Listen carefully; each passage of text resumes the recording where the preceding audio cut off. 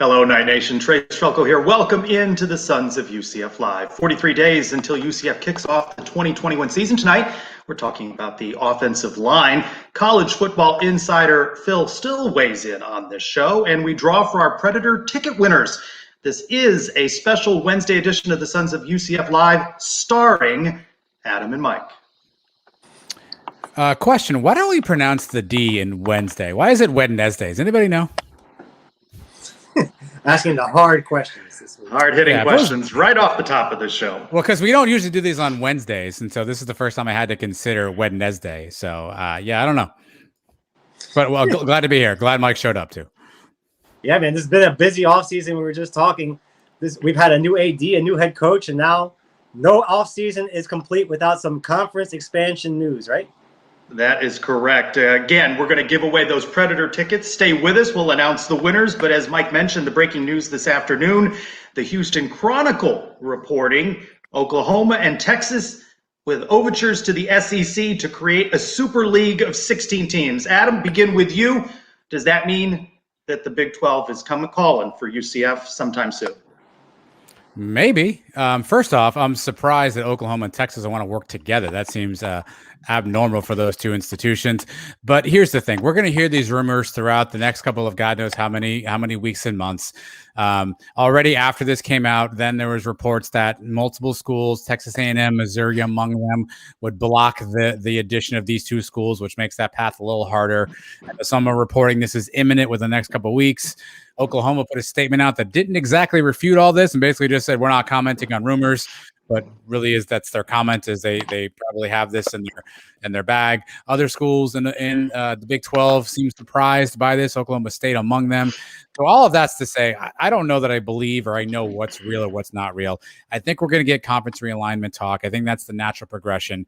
Does that mean the Big 12 comes a calling? Maybe. But do we answer that call, right? Because then what's left of the Big 12? I mean, Mike's always up for a good road trip, but I'm not sure if he's in for a Waco, Lubbock back-to-back roadie there. So is the Big 12 the best spot for us at that point? Does the ACC do something? Does the Big 10 do something? So if anything, it maybe puts us in an advantageous position to be considered for conferences. I don't know that it's an automatic we should jump to the Big 12, but I'm also still very much in the skeptical camp of this actually becoming a reality.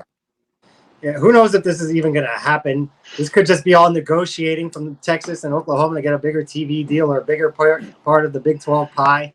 I don't know what they're up to. But if this does happen, it's going to send shockwaves throughout all of college football. It's going to have ripple effects in every conference. Like you were just mentioning, will we be better off staying in the American and taking some teams from the Big 12? Will the Big 10 come in and try to take a couple of teams out of the Big 12? The ACC, are they going to try to go up to 16? Is the SEC going to stop at 16? What's going to stop them from going up to 20? All sorts of hypotheticals there. You left out the Pac-12, which should get more aggressive in this, but you do wonder when it all settles down, does the AAC come across stronger than a rated Big 12? It all seems like a lot of summer talk, right? I mean, that a deal could come together in weeks unless this thing has been very much moved along for quite some time. And you just can't see it. Texas A&M already sending out that it's not interested in this sort of thing. And it needs 11 of 14 SEC schools to approve it. Hard to imagine that would happen. And if I'm not mistaken, Oklahoma's legislature requires Oklahoma State go together in a package deal. The SEC decides what it wants to do. And while it would want Texas, perhaps Oklahoma, it's hard to imagine that it would want both without some ramifications. I did see on Twitter that somebody's refuting that Oklahoma State package deal situation, Trey. So I don't know what's true there. But again, this is summer talk, right? This is fodder. We're going to see this with the playoff expansion. I think everyone's still kind of curious what this means. Is this even really good for the SEC? I mean, I guess technically maybe, right? Their TV contracts will go through the roof and they'll make more money, but it will be harder potentially for teams to get in the playoffs. So I think we're going to see this kind of talk. I think if I'm UCF, and I guess I am technically, I'm in an advantageous position, right? Because if that gives me a chance to then sort of pick and choose my lane, my path, we haven't been in that position ever, frankly, with a conference perspective. So if we have multiple overtures or there are multiple opportunities, I think that's the spot you want to be in. But again, I'll believe kind of some of this stuff when I see it. I do I can understand why Texas and Oklahoma may look around and say, let me get out of this. You brought up the Pac-12 or Pac-10 or Pac-16, whatever they are now. And I think that's another wild card here because they have a new conference commissioner. I think he's poised to be a little bit more aggressive. So we'll see what all this shakes out to be. Again, this sounds like really good, fun summer talk, right? Really good hypotheticals. But I do think in the net of this is UCF hopefully ends up advantageously with a spot that they want to be in versus one they're kind of forced or stuck to sort of take. With the playoff expansion going the way they're talking about going, top six conferences making it, I think we're right there now with the Pac-12 and the Big 12, probably better off than those conferences if Texas and Oklahoma leave the Big 12. So we may be in a perfect spot right here in the AAC. And this just might be the beginning. Like I said, they've been talking for years about 4 super conferences, 18, 20 teams each. Hopefully we find ourselves in the mix once it's all done, shaken out. Who knew AAC Commissioner Mike Oresko would be so prophetic with that Power 6, huh? We might have to give him some due, depending on how this all shakes out. I do think it's a lot of summer fodder. It is interesting to lead the show off with tonight. A couple of news and notes from UCF football. Seems that the kickoff luncheon now has a kickoff date, Thursday, August 19th at the arena. Interesting in the release. No mention that players would be seated with fans at tables. I wonder if that'll affect attendance of that event. COVID, no doubt, concerns about impacting that. Athletic Director Terry Mahajer pressing that 96% of season tickets are sold, which still means 1,656 seats remain. They just can't seem to get over that hump. They've been at this close number for a while, just 43 days out. Some watch lists. I know you guys love watch lists. Dylan Gabriel on a couple. Maxwell Award for the outstanding player in college football. There are only like 60 guys on that list. And the Davey O'Brien Award for best quarterback. Of course, UCF less than 2 weeks until the start of training camp. We've got a boom and a kicker looking like he will commit. Lake Mary kid, Colton Boomer. You have to like that name. And some odds released for the upcoming AAC season. UCF listed as a 4-1 shot to win the AAC. Cincinnati listed at 5-9. The Cows 200-1. Mike, you got $1? You want to throw $1 on the Cows to win the AAC? No, I do not. I have better ways to waste my money. Every team in the AAC I saw is ranked. It has the same odds to win the national championship. If that makes you feel any better, we have the same odds as the Cows to win the national championship. That's just telling you before the season, nobody in our conference has a chance. Not even Cincinnati, none of us. So, but to win the actual conference, I like where we're standing right now. Right now, you got to put Cincinnati as the odds-on favorite just because they're the defending champs and they're returning a lot of guys from last year. But we're right there with them. And don't be surprised with Houston. I was looking at the schedule. Houston has the easiest schedule in the conference. They don't play Cincinnati. They don't play UCF. They get SMU and Memphis at home. That's a recipe for a pretty good season. Yeah, it could be a rebound season for Houston.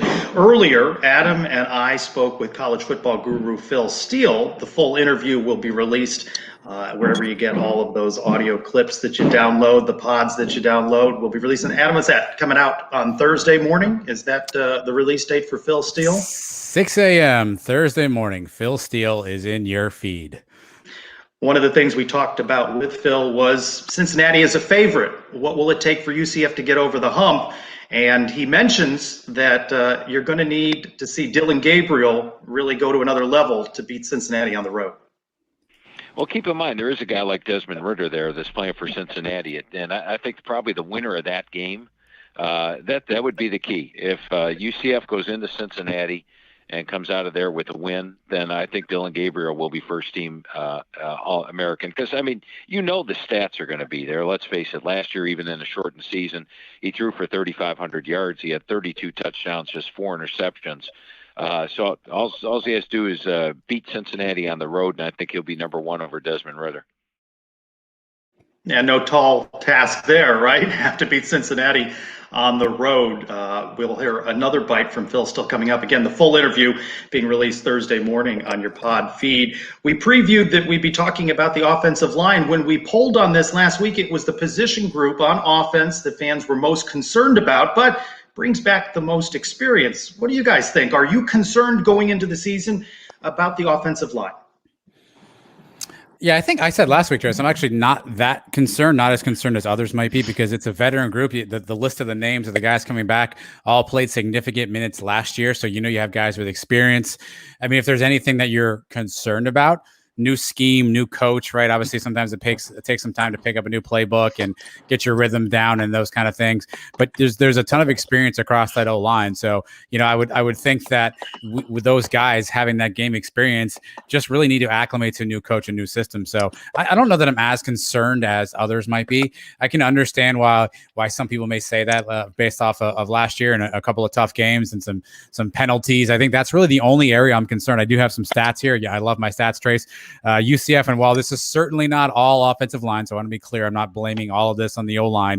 We were 123rd in the nation in penalties last year, averaged 74 penalty yards a game, 92 penalties on the year. So obviously penalties need to be cleaned up. We know we had a couple of games where the O-line was having some challenges with snap counts and with the defense trying to draw guys off sides. But the names on here, Trace, Collins, Schneider, Lee, Balue, Sam Jackson, Marcus Tatum, those guys are all veterans. They've played together before. Really, the only thing you ask is, and it's everybody, frankly, except for the receivers, is you have a new position coach. How do you gel with that new coach? Half of those penalties, I think, were on that one drive at East Carolina last year. But even the backups at the offensive line are guys that with experience, seniors that have been here for a long time. You talk about Tatum, you talk about Josh McMullen, Brett Bell. These guys have experience on the field, so if something does happen and they have to fill in, you're not putting a freshman in off the sideline with no experience. And Matt Lee, the youngest guy on the offensive line, grew up a lot last year. He may end up being the best of the group when it's all said and done.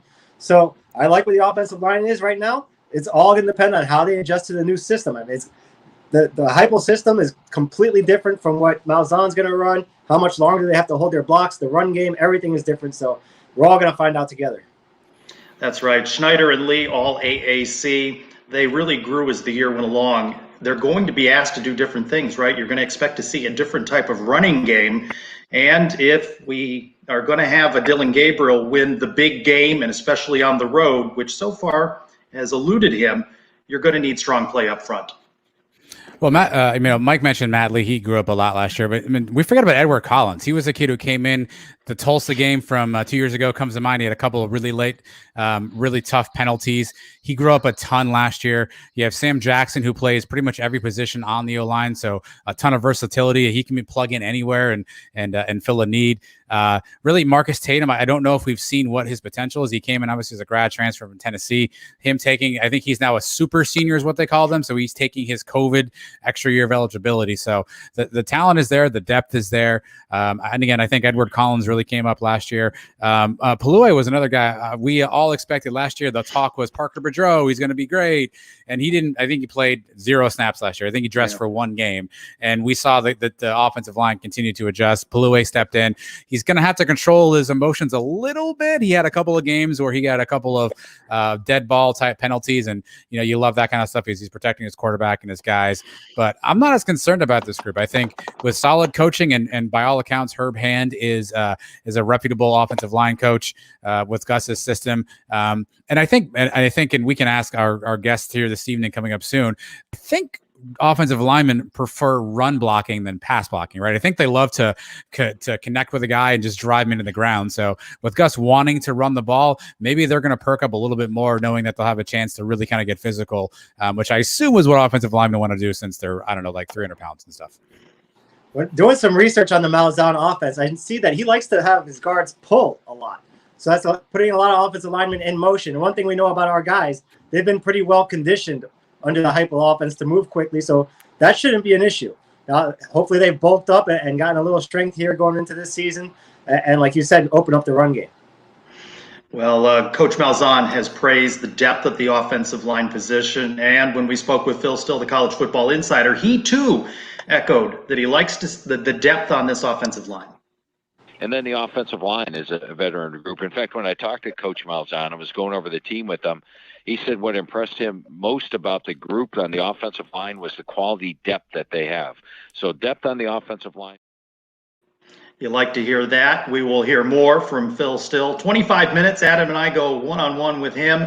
That full interview being released on Thursday. So when I was thinking of experts that we could talk to to really get some in-depth insider knowledge on the offensive line, I thought of our guest tonight, Jennifer Jackson. The last day may seem familiar. She's the mother of number 73, Sam Jackson. Jennifer, thanks for joining us on the Sons of UCF Live. Thanks for having me.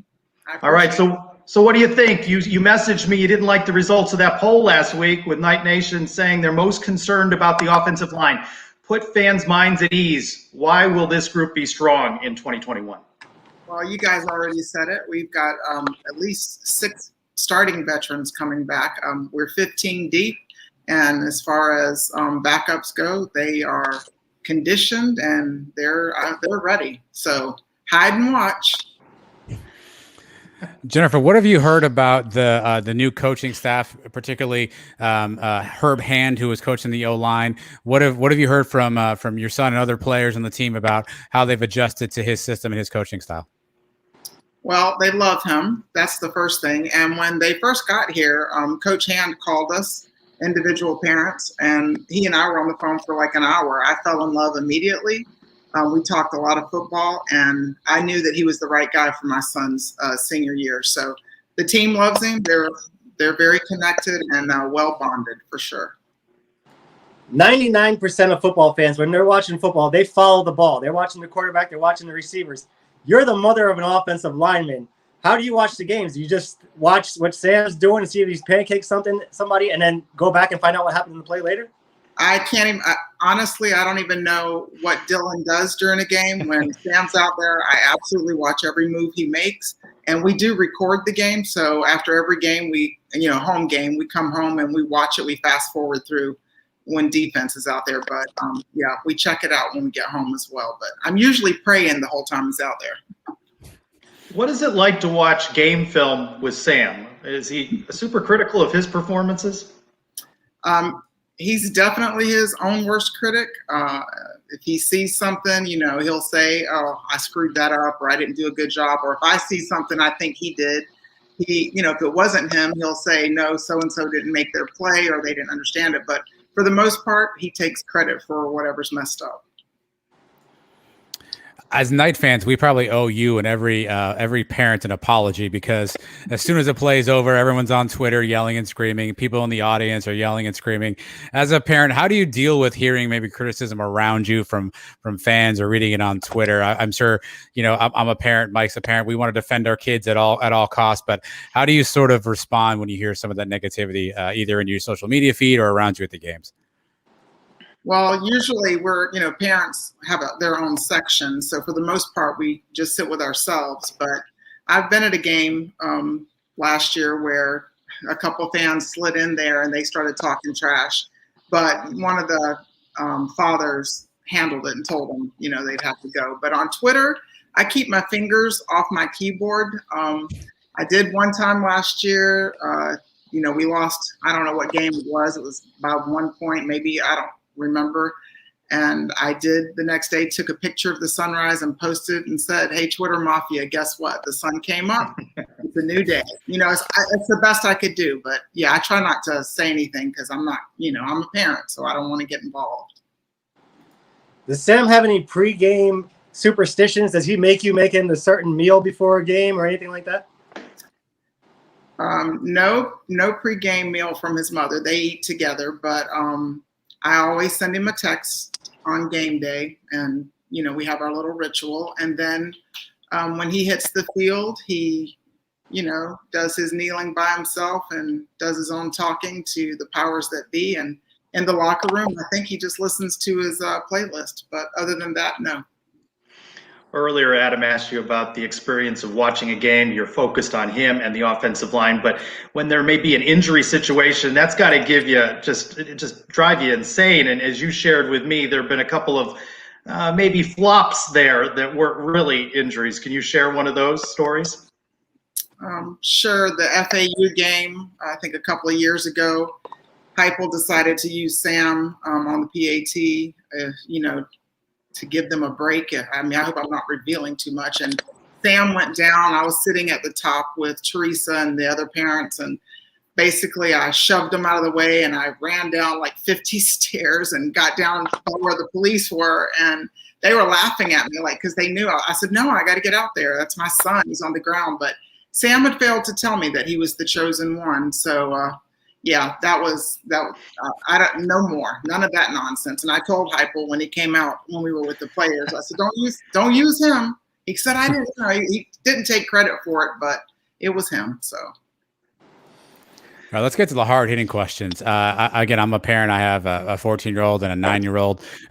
What do you feed a 300-pound child? Like, how does that work for you with Sam growing up? Like, what was the dinner look like? How many plates was Sam putting together? How many grocery carts do we have? What's it like feeding a large human being like that?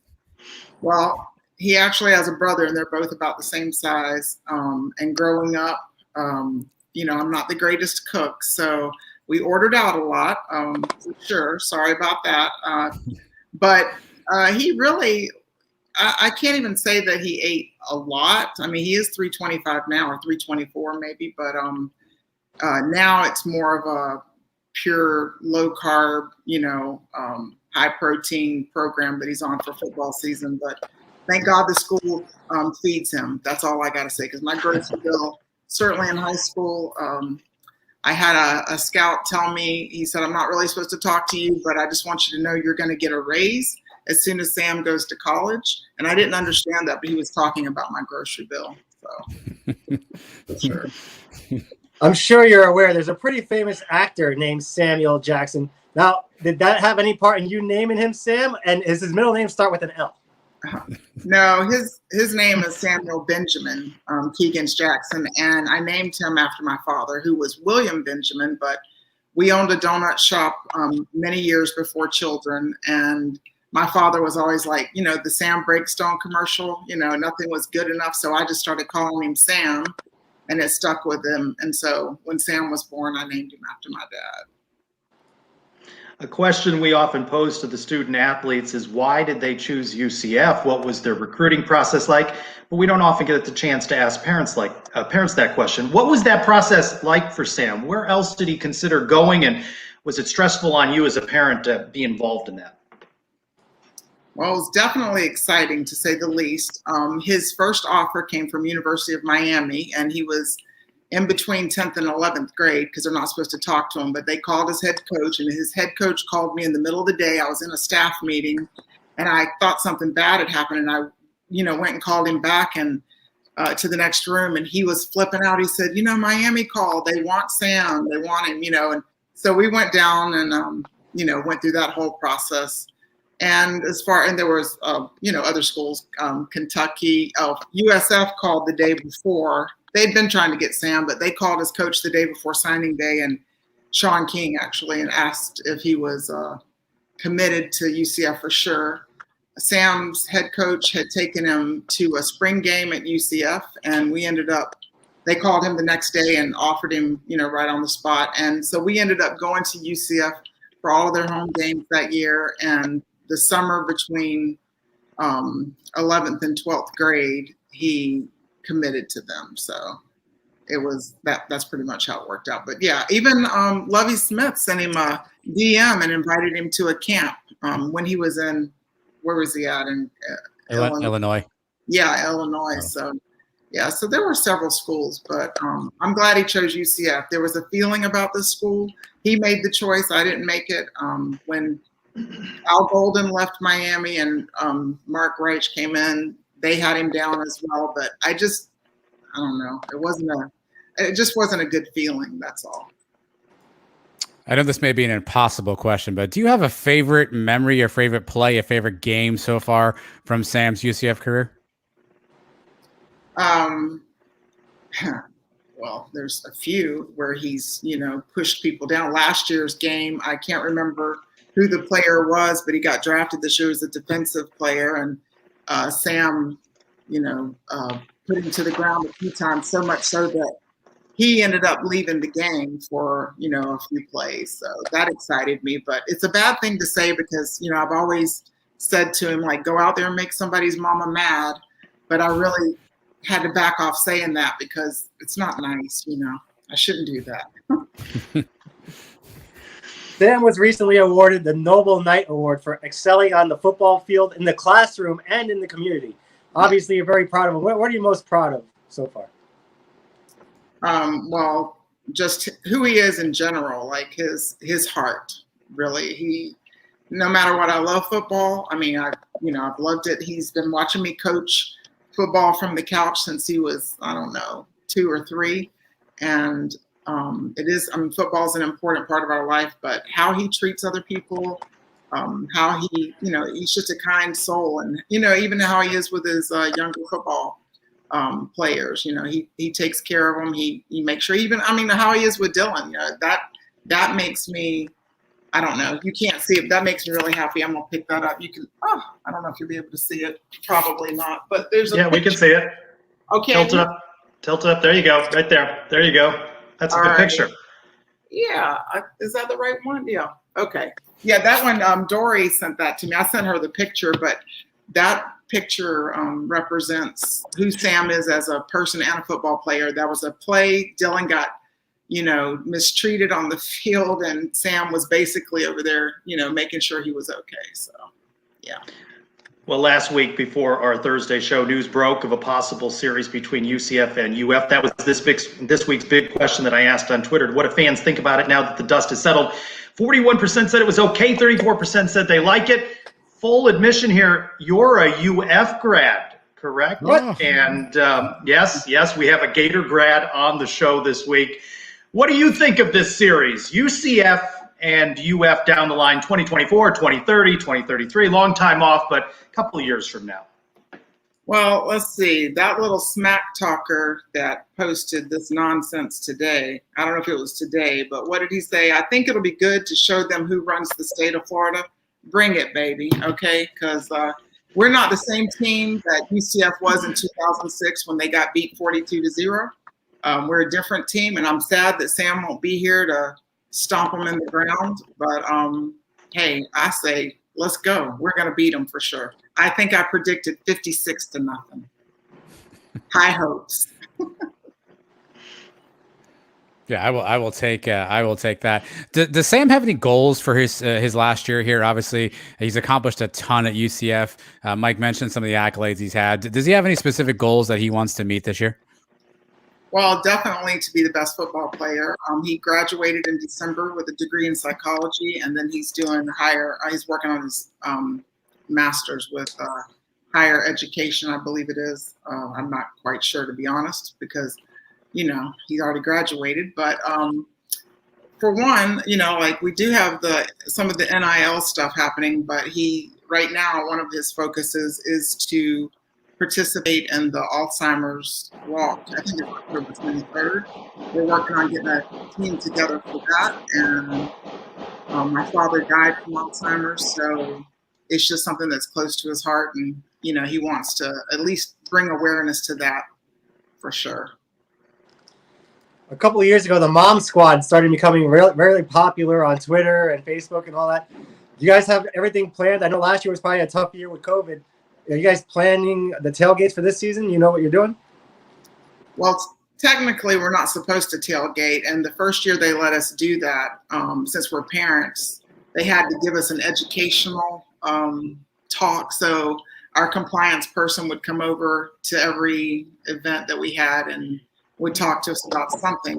I think it'll be a little different this year because we have a lot of new parents that are in. So we're going to spend our time, since it'll be my last year here, we'll spend our time trying to, pass the torch on and it'll probably be more in the stands initially just to get them started and get them connected. So yeah, that's it.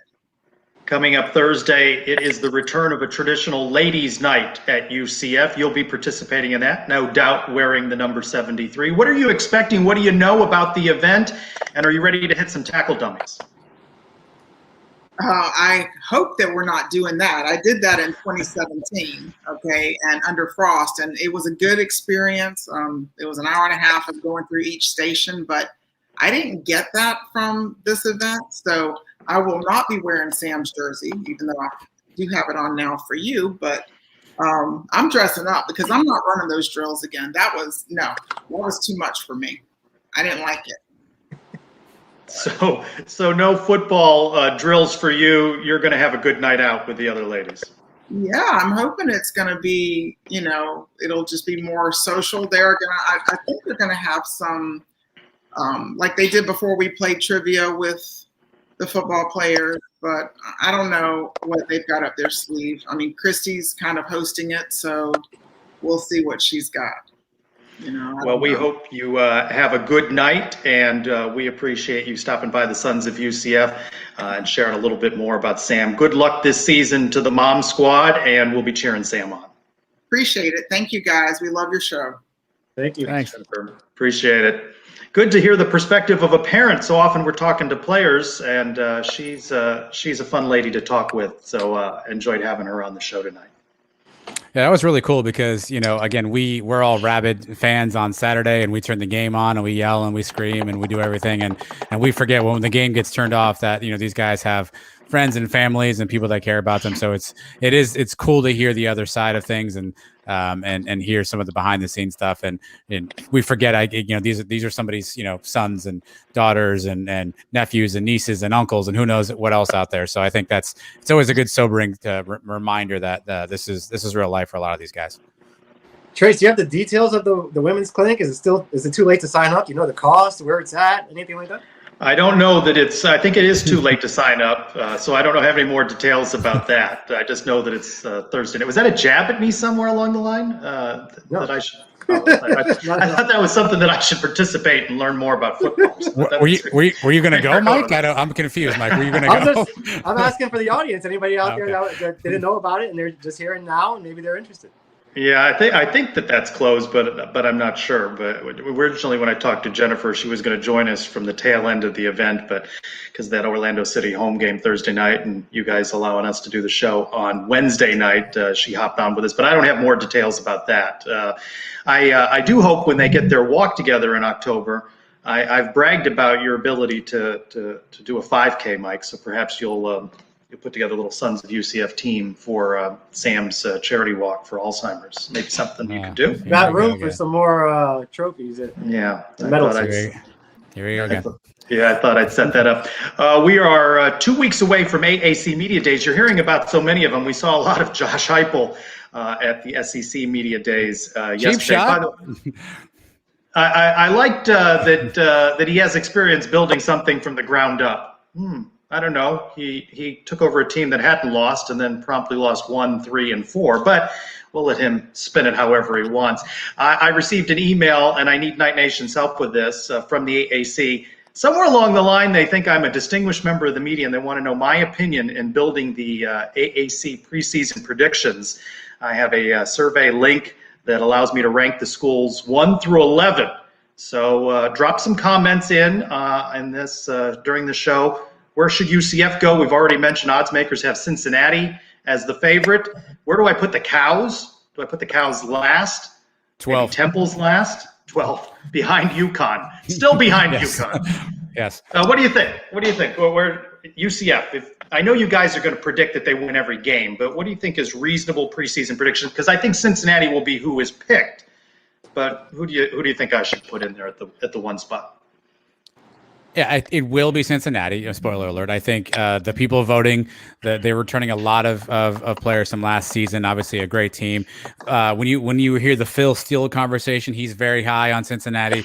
He lists a lot of reasons why he thinks that they have a potential to be a top 10 team at some point in the season. So he's very high on them. So I think it's probably reasonable to assume Cincinnati's won. Again, I'm going to put on my night goggles here. I'm going to go UCF 1. I think we're poised. I think we've got talent all over the place. I think Gus has a chip in his shoulder. I think Dylan's motivated. I think the COVID stuff's behind us. I think both again, at this point, Dylan Gabriel has never been Cincinnati. And I think that's something that maybe is going to stick with him and eat at him. If we're going to win, like Phil Steele said, we need a big game out of Dylan. So I'm going to ride with Dylan. I saw he cut his hair recently, so maybe he's getting more serious again. I don't know, but I'm going to ride with Dylan. He's never beaten Cincinnati, and maybe this is his first chance. So if we beat Cincinnati, I think we're in the driver's seat. So give me UCF 1, Cincy 2.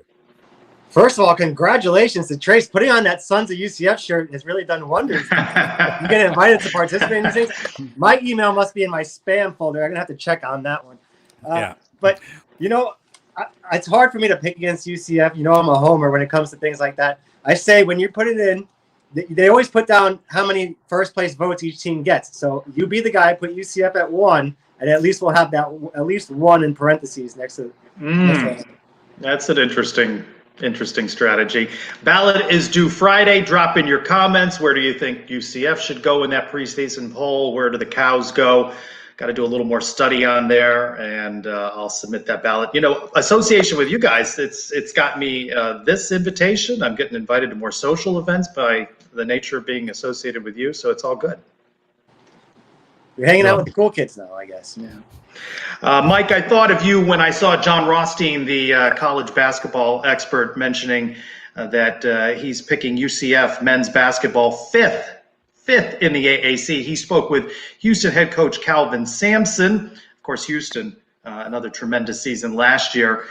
Sampson has the AAC with 4 potential teams in the NCAA tournament, that being, of course, Houston, Memphis, Wichita State, SMU. He does call UCF a sleeper. If UCF were to finish 5th, can you live with that, Mike? That's middle of the pack. I'm hoping for more improvement than that. This is a good conference. 4 teams getting in the tournament. That's pretty solid. But SMU, were they that great last year? I don't think they were that great last year. Wichita State kind of came out of nowhere to win the conference after having a down year the year before. I don't see any reason with the roster that we have, the depth that we have now, why we can't compete in the top 3-4 of this conference. Yeah, obviously Houston would again be the preseason favorite or a Final Four team. They're returning a bunch of guys from last season. That makes a ton of sense. Memphis recruits very well. Penny Hardaway does a great job bringing in talent in. They had a down year last year, very athletic team. So you'll see how some of those guys kind of rebound. I think Mike's right. UCF has got to be in that 3-4 mix, right? We've got to find a way to get past a Wichita State, an SMU, if we think that's a team to be concerned about. I hate to say this, the Cows aren't terrible. I mean, they had a relatively solid year last year, right? They lost a bunch of guys to the transfer portal, so we'll see what that means for them. But I agree with Mike. UCF's got to be in that 3-4 conversation. The talent's there. We know the experience is there. Hopefully, again, barring injury or anything catastrophic from a pandemic perspective, and we should be full strength. And it's Johnny's year to roll. So I agree. 5th would be disappointing. In order to crack that top 4 with those teams mentioned, you're going to have to win at one of those places or more than one of those places. You're going to have to win some road games in there, and you just can't feast on the ECUs of the conference. If you want to be one of the big boys, you're going to have to win at Houston. And we know how difficult winning at places like Wichita State has been. Tulsa, Memphis, can they crack through? At least they're being listed as a sleeper, but Mike, as you said, deep conference. Basketball gets ever closer. No official schedule released yet, but we're getting closer to the start of basketball season. Well, Trace, I would say we hung with Wichita State. We should have beat them at least once that we lost to. We had a close game early on with Houston. Memphis, we got blown out. We weren't even really in the building in either of those 2 games. But that was a weird back-to-back at Memphis because of the COVID stuff. So we were competitive last year with many of these same guys, missing some of the new guys. So you got to hope that bodes well, that even though we didn't finish the deal, that maybe some confidence was gained. So while I agree that you have to beat those guys, we hung in. It's not like we, outside of Memphis, we didn't get our doors blown off. So maybe that's a good sign moving into next season, and Johnny can capitalize on that. Yeah, it's a good conference, but let's not pretend it's the ACC either. Half the teams are not that good. East Carolina and those teams. And if this was any other sport, if this was football and a coach is coming into his 5th season and we're talking about, hey, we're going to compete for 5th place, I don't think we'd be too happy with it. That's the bottom line for Mike. A tough sell. We'll await the start of basketball season. We are in the midst of the Olympics. Do you feel the buzz? Softball, soccer getting underway Tuesday. And UCF now with 7 Olympians participating in Tokyo. The latest from a sport I didn't even know was a sport. Chelsea Wolfe added to the women's BMX team. Women's BMX is an Olympic sport. Of course, Phil Dahlhauser, we know him from volleyball.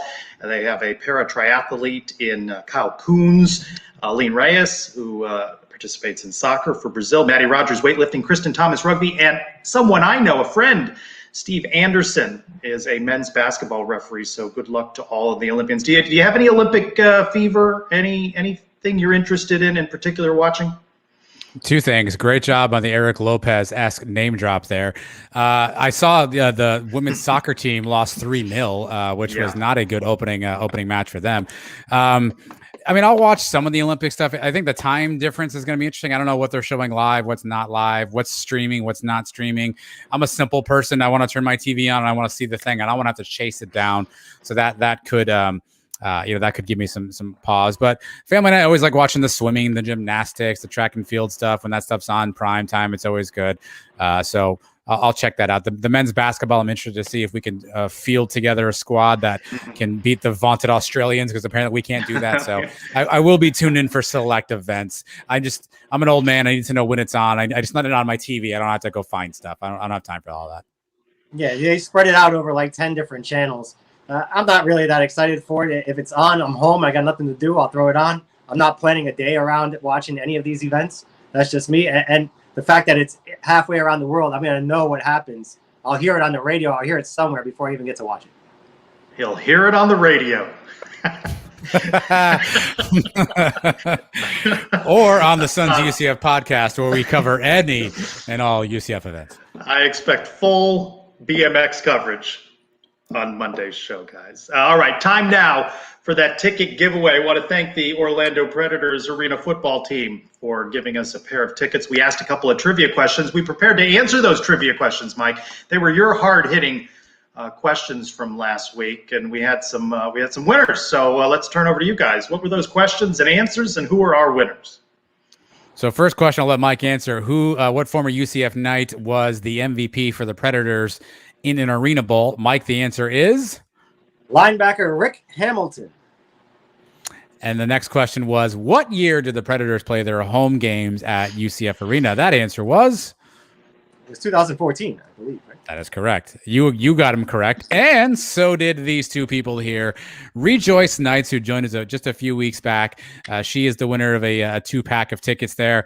And then WP Wellbrock 04. I don't know your real name. It wasn't on Twitter, but both of you have won a pair of 2 seats to the July 31st Predators. And who are they playing, Trace? It escapes me off the top of my head. Carolina Cobras. Throw out the records when the Predators and the Cobras get together, but you will be there to watch it.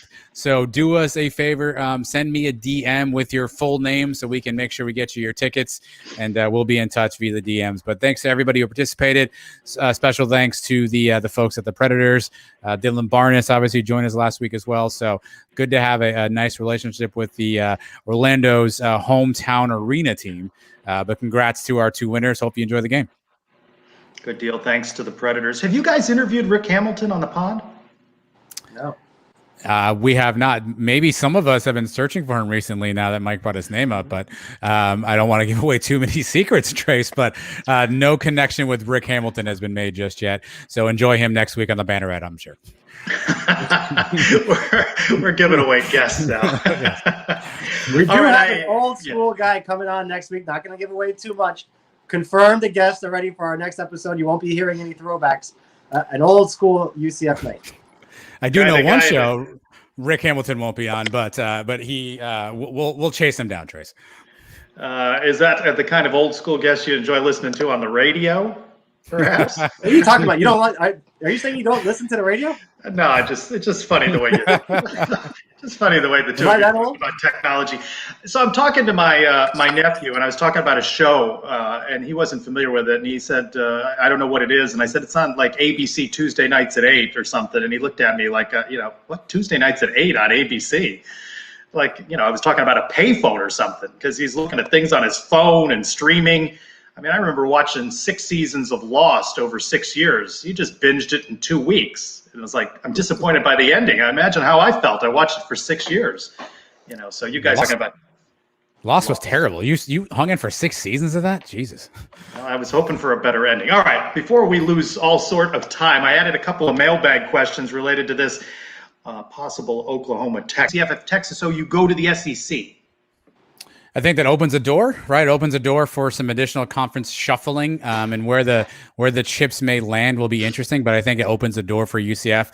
Again, my hope would be it allows us to be selective and figure out where the dominoes will be. Does that mean a Big 12 with some the leftover schools? Does that mean the ACC looks to do something? Does the Pac-12 cannibalize some other teams from other places, and does that bring UCF into picture for other conferences? So I think it opens a door and hopefully gives us an opportunity. It creates Mike, chaos. I think chaos is good. And anytime things get shaken up like this is good. We'll either end up going to a bigger conference or staying in the AAC, and the AAC expanding into a better conference too. Well, Mike, let me ask you this one. Robert had a second question with the proposed changes to the playoff. Would OU have a more difficult path to the conference championship, and would Texas ever be a conference champion? It seems their better path is where they are right now. Yeah, but I don't think it really matters. If they're going to the SEC is going to get 5 of the auto bids to get into the playoff. The 12-team playoff, you're going to get 6 conference champions, and the rest of them are going to come from the SEC, 4 or 5 every year. So they got to figure they're going to be in the top half of it. I think what's interesting too with this, by the way, Trace, is what becomes of the Longhorn Network, which is Texas's sort of own network that's a subsidiary of ESPN. I think it's through ESPN, but there's also the SEC network on ESPN. I think they make a ton of money off that, so I think that's got to be adjudicated too. So that's why I don't know if this is a lock yet. But to your question, I don't think this means Texas is back, folks. At DEIORIO_T, if OU and Texas, if in fact this is true, does the ACC try to compete by expanding as well? And if they do, is UCF in the mix there? And maybe do you see UCF joining a dilapidated Big 12, or perhaps the Big 12 and AAC combine forces a little bit? We talked a little bit about that off the show, the top of the show. Yeah, I guess it made me choose between a Big 12 combined Big 12 AAC and C the ACC. I guess the ACC would be more competitive, right? We'd have a natural rivalry in-state with Miami, Florida State. Clemson obviously is probably the leader in the clubhouse there. So I guess from a competitive standpoint, the ACC would be more fun. If you're saying easiest path to a playoff spot, then a dilapidated Big 12 is probably in that realm. And with the combo platter being behind. So from a competitive standpoint, give me the ACC. I guess that'd be more fun with some in-state rival stuff. Definitely. I definitely take the ACC, get to play Miami and Florida State every year, and then talk about basketball. That's a much better basketball conference. Trace will be happy when we finish 12th in that conference. Wow. A little shot at me. At by C.A. Simmons, who should UCF schedule a 2-for-1 with next? I hate the premise of the question. My answer, Kansas, Rutgers, Washington State, Vandy, Wake Forest. I mean, since it doesn't matter anymore, since we've sold out on 2-for-1s, if this is in fact true, does it matter? I mean, we can't hold ourselves to a higher standard now, right? There are teams that we won't play once we agree to play by the rules that the Cows play by. What do you think? Who do you want your 2-for-1s with? I want nobody, Trace. I mean, I think we should continue to try to find 1-for-1 deals. So my answer is nobody. We shouldn't just go out and willy-nilly say we're open for 2-for-1 conversations. These are negotiations, right? We should walk into a door with a school and ask for a 1-for-1 and go from there. And so I guess nobody's my answer. Now, if you're telling me that I have to have a 2-for-1 game with somebody, then it becomes, what do I want to see? Do I want to see a competitive game? Do I want to see a game in a place I've never been before? So if I had to pick this list, give me Notre Dame, just for lack of purpose. I think Mike picked Notre Dame as one of the places he'd want to go visit and see a road game. So give me Notre Dame just for no other reason than that. But my answer is nobody, because I think while we accepted this 2-for-1 Florida deal, and you can parse it and make it a 1-game deal that then got 2 games added on as a sweetener, however you want to do from that perspective, I don't want to make that a commonplace if we don't have to. So if I need to, I guess I'll go to Notre Dame. Unfortunately, now that we signed it with the Gators, I think we just got to follow suit with the Cows did. Alabama and Notre Dame. Those would be 2 that I would take. That would be acceptable to me. But it's better than Kansas or whoever else you said. I don't think you can do it with everybody just because they're P5s. It'd have to be a big time school to make it make sense. Well, Trace, in your Kansas, Washington State, are we the 2 home games? No, that's yeah, we're the 2 home games in that scenario. Yeah. I mean, yeah. fine. No, but no, I don't like any of it. But since they're, I get your point that we're negotiating, but it seems like, we're down a pathway now here where we are going to be the Cows. At Sublime_Night, He set up some rapid fire questions for us. Which would you rather? Ohio State 2-for-1 or Nebraska 1-for-1? Nebraska. Nebraska. Yeah. Alabama 2-for-1 or Tennessee 1-for-1? Tennessee. Tennessee. Tennessee. Clemson 2-for-1 or Miami 1-for-1? Miami. Miami. Yeah, Miami.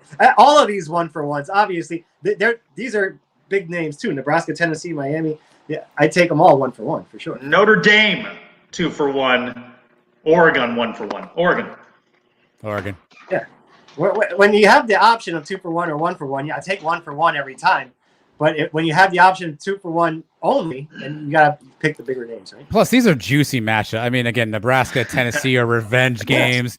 Miami obviously talks a ton of trash, so that would be a nice little friendly rival. So those are tough because if he had said a 1-for-1 with Colorado State or a 2-for-1 with Ohio State, I may have taken the Ohio State just to play a bigger team. But when you throw the juicy revenge options and the rivalry stuff with Miami potentially, I think you got to go with those juicy options.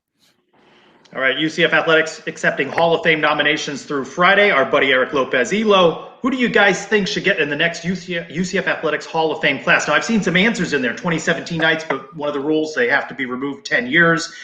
There's a lot of sentiment for Gene McDowell, but because of off the field legal issues, that is a character issue that UCF disqualifies him, which certainly posthumously he should be in there. Any name jump out to you? You guys have interviewed quite a few people. Any of those folks that you'd like to see included in the Hall of Fame? Well, there's a lot of rules here, Trace, that have to be considered, right? You mentioned the 10-year. I think one of them is in some of the categories you have to have graduated from UCF as well or be a graduate. I know he technically wouldn't really be eligible just yet. I don't know if Blake Bortles graduated. No, he left early. Did he come back and get a degree? I don't think he graduated. So Blake would be a name, but I'm not quite sure on his eligibility, and I know he's probably got a year to wait on that. I think Blake would be somebody you think about. I think the other name, and it's going to be controversial. I don't even know if I should say this one out loud, but he had such a great UCF career is Bruce Miller. I know post UCF, he's obviously had some things going off the field, but he's had such a great UCF career. Every week we talk to a guest in that era, and Bruce's name somehow comes up, and Mike and I don't ask.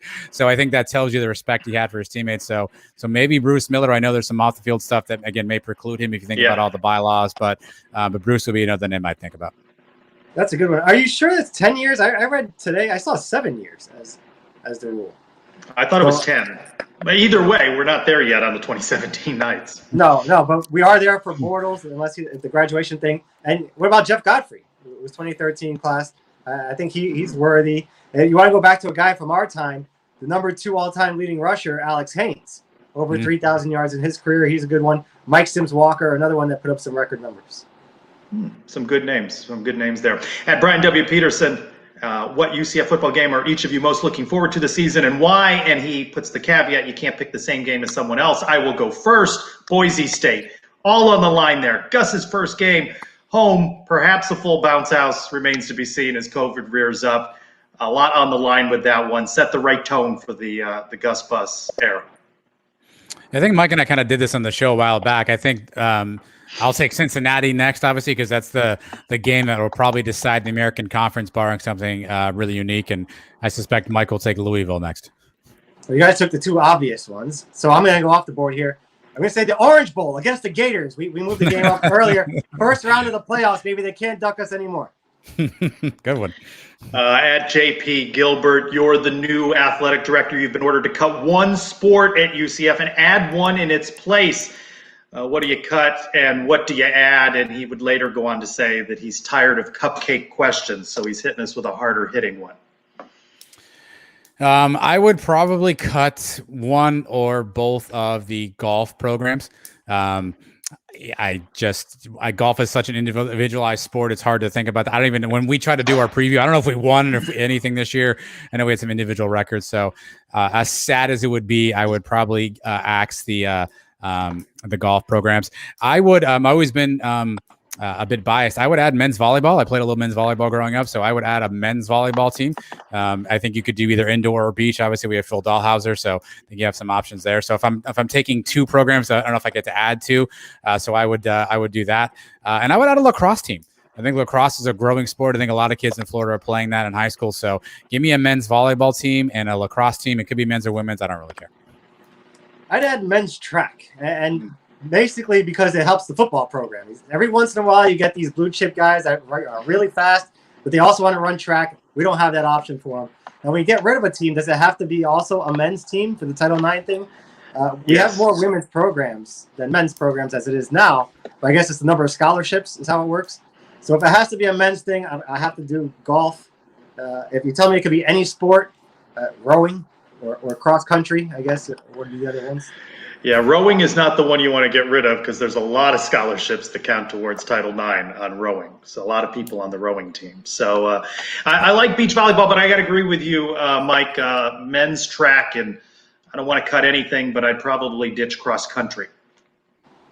So don't want to cut anything. I want to end with at UCF Feisty. How about a shout out to Night Nation showing up for Britt's birthday? Some $1,100 raised and surprised Britt last Friday. This is Robert Arnoff's effort to rally Night Nation and keep Jan and Britt in the dark. And I, along with some others, surprised them at dinner last Friday, and we got the well of tears. So thank you for making a mention of that. A good surprise for Britt on her birthday.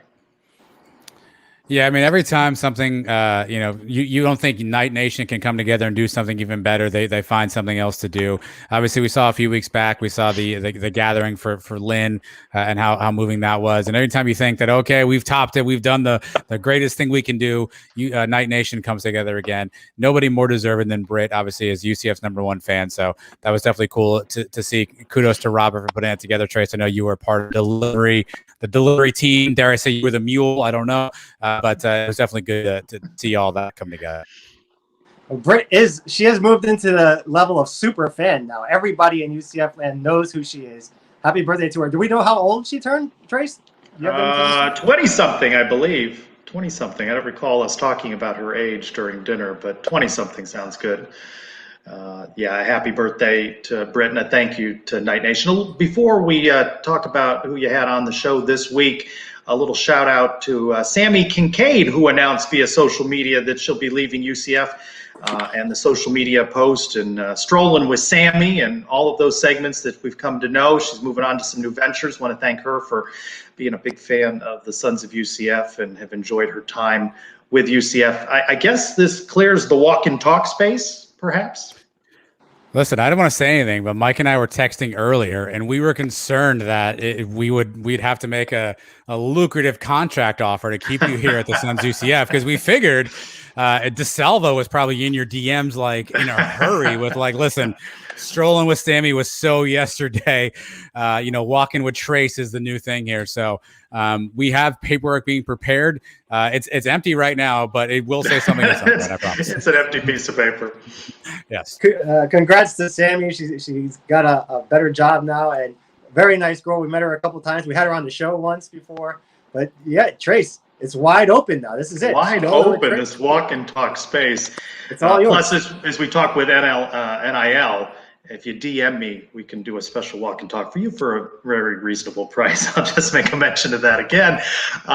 What'd you guys see? I put out a best of show this week under the funky name, the Sunny Side Up, Sunny Delight, one of those names. I actually like Sunny Delay. I don't know why we're not using that, actually. That's a different kind of show. It is. Traipsing with Trace may be a good one, too. This was a Sunday night conversation. Again, I've said this before, but Mike and I have, 95 shows worth of interviews that we've done over time.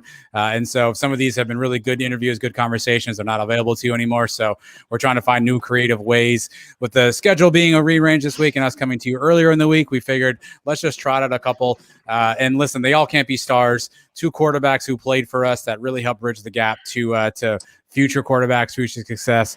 Vic Penn and Brett Hodges are the Sunday night conversation guests, and at least Dan Cundiff here was a big fan of it. So at least one person listened. Thank you, Dan. Yeah. We did those interviews a long time ago, a couple of years ago. I think at least the Big Penn one was one of the earlier ones. But a lot of good insight in some of those games. The game in Gainesville, where we're going back in a couple of years now. Big Penn played a big part in that one. And Brett Hodges, of course, 2009, the first ever win against a ranked team with Houston. some big moments for those guys. And might I say, Brett Hodges is criminally misremembered or unremembered by Knight fans. I know he's only here 1 year. That was a good year for UCF, a springboard to 2010, 2008, 2007, right? We'd had some up and down seasons. Brett came in, solidified stuff. We talked about this with Brian Waters a few weeks back. We'd had like 19 quarterbacks in 3 seasons. Brett came in, solidified that. And so criminally misremembered by UCF fans is Brett Hodges. I like it. I think it was Vic Penn that you were talking about Danny White's scheduling model and whether he preferred 1-for-1s or 2-for-1s, and he was open to 2-for-1s. So it's interesting when you listen back to some of these conversations, which by and large aren't particularly dated, but you'll get a nugget like that, and it's interesting to view it through the prism of now and the discussion on scheduling, as relevant and present today as it was when you had those conversations. Good stuff as always, and be sure, download as soon as it comes out, right there at 6 in the morning. Our 25 minutes with Phil Steele. I enjoyed it. How about you, Adam? We got a little insight from Phil. He's got a deep dive into UCF and the AAC. Yeah, I mean, I think the interesting things about it, his take on UCF and where they are now with Gus Malzahn, how that'll all shake out. And I thought it was interesting. I mean, we spent a lot of time thinking about UCF, right? But we know there are other teams in the American. So some of his insight on the other schools. Spoiler alert: Mike mentioned a school off the top of the show that Phil was also telling us to keep an eye on this year based on their schedules. So it's good to think about and also remember that we have to play other schools. And Phil did a nice job breaking all that down. Yeah, I wasn't a part of this, so I get to listen to it as a fan for the first time tomorrow when it comes out too. And I guess I never knew what Phil Steele looked like because you posted his picture earlier. That's not what I thought he looked like.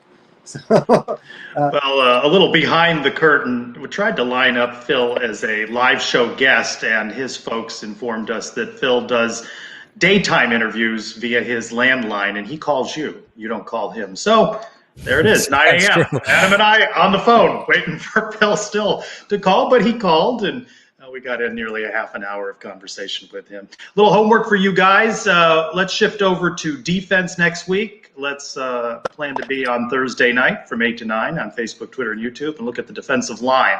Big cat. Yeah, so we'll talk a little bit about the defensive line as our position-by-position reviews continue. Just 43 days until kickoff against Boise State. We want to thank Jennifer Jackson for joining us. Give us a little insight on what it's like to be a part of the mom squad and cheering on her son, Sam Jackson, who is poised to have a big season. And again, thanks to the Predators. And let our folks who won be sure to DM the Sons of UCF with your first and last name so we can arrange those tickets for you against the hated Carolina Cobras. So fun one, guys. Thanks for accommodating the Wednesday schedule. Good to join you on another night during the week. And thank you guys for watching. I'm Trey Strelko. Go Knights! Charge on.